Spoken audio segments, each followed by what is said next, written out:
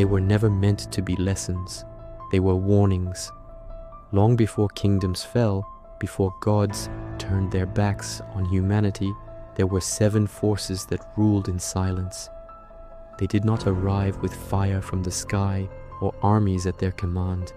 They crept into hearts, into ambition, into desire. Wherever they ruled, civilizations collapsed. This is not history, and this is not religion. This is the truth behind the 7 deadly sins.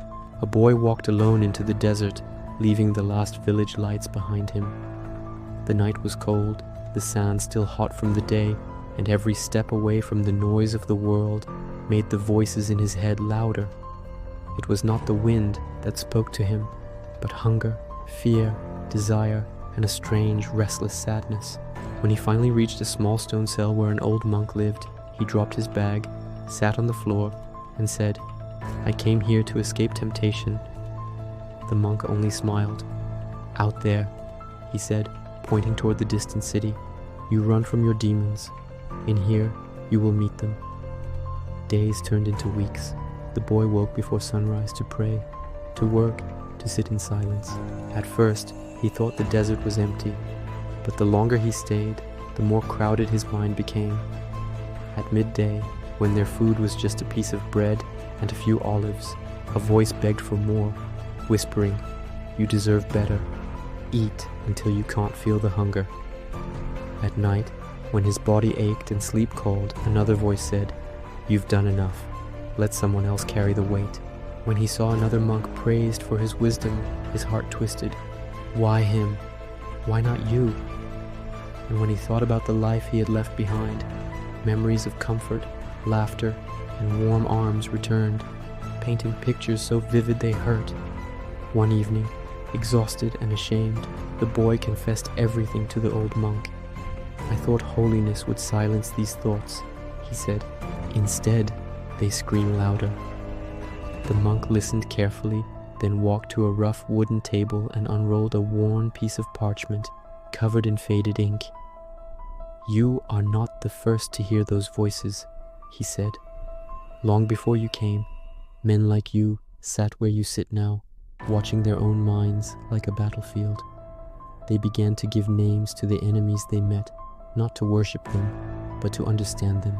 His finger traced old words: gluttony, sloth, pride, envy, anger, greed, lust. "These," he said, "are not strangers. They are your own desires, twisted out of balance." The boy leaned closer, reading each word as if it might burn him. The monk explained that once the list had been longer and messier. Monks had written of sorrow that crushed the soul, of empty boasting, of despair so heavy it pinned a man to his bed. Over time, wise teachers saw patterns, tying many of these storms to a few dark roots. Pride stood at the top, a voice saying, "I am above all." Greed clutched at coins and safety, never satisfied. Lust turned people into objects. Envy stared at others' gifts and whispered, "You should have that." Gluttony sought comfort in endless consumption. Wrath flared like fire that did not care whom it burned. Sloth was the slow drowning of the will, the sense that nothing was worth the effort. 7 roots, 7 doors, 7 ways a soul could slowly turn away from what was good. As the old monk spoke, the desert cell began to change in the boy's imagination. The walls faded, replaced by grand stone cathedrals and crowded squares centuries later. He saw preachers thunder from pulpits, warning villagers about these 7 forces, not as abstract ideas, but as living characters.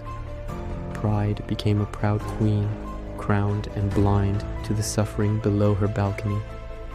Greed became a merchant with a chest overflowing with gold, his ears deaf to the cries outside his door. Wrath was a knight whose sword never rested, whose anger swallowed friend and foe alike. Artists painted these figures on walls and glass, carved them into wood and stone, so that even those who could not read would recognize them. Time jumped again, and the boy watched the world transform. The cathedrals gave way to printing presses, then to theaters, then to screens glowing in dark rooms. The 7 figures never disappeared. They only changed costumes. Pride wore the profile picture with perfect lighting and filters. Envy sat behind a phone screen, scrolling through other people's lives, feeling smaller with every swipe. Wrath raged in comment sections and anonymous messages. Sloth sprawled on couches, promising to start tomorrow, while another video autoplayed. Greed smiled through adverts and motivational speeches, turning enough into an unreachable horizon. Gluttony no longer needed an endless feast. All it needed was an endless stream. Lust flickered in images that reduced humans to parts, to products, to content. The boy saw himself in all of it. He saw the moments he had wanted to be praised more than to be truthful, the times he had resented a friend's success instead of celebrating it, the nights he had chosen numbness over effort or revenge over understanding. He realized that the desert had never been empty at all. It was crowded with all the same temptations he would have faced in the city, just with fewer distractions to hide them. The 7 deadly sins were not chains forged by someone else to control him. They were mirrors, each one showing a different way he could betray the best part of himself. Back in the cell, the monk rolled up the parchment and looked the boy in the eyes. "The world hears this list and thinks only of punishment," he said. "But the true purpose was always diagnosis. You cannot heal a wound you refuse to name." He placed the scroll in the boy's hands. "These 7 are the skeleton of countless stories. Heroes fall to them. Villains are born from them. Nations rise and crumble under their weight. The question is not whether you feel them. You will. The question is whether you let them drive your life from the shadows." The boy stepped outside as dawn broke over the dunes. The sky was painted with pale gold and soft violet, and for a moment the desert looked like an endless blank page. He imagined 7 figures standing around him: the proud king, the jealous twin, the furious warrior, the drowsy dreamer, the hungry beast, the cold collector, the beautiful stranger who promised warmth without truth. They did not vanish when the sun rose. They walked with him, but now he knew their names. As he began the long journey back toward the world of markets, screens, and busy streets, he understood that the story of the 7 deadly sins was not about ancient monks in forgotten deserts.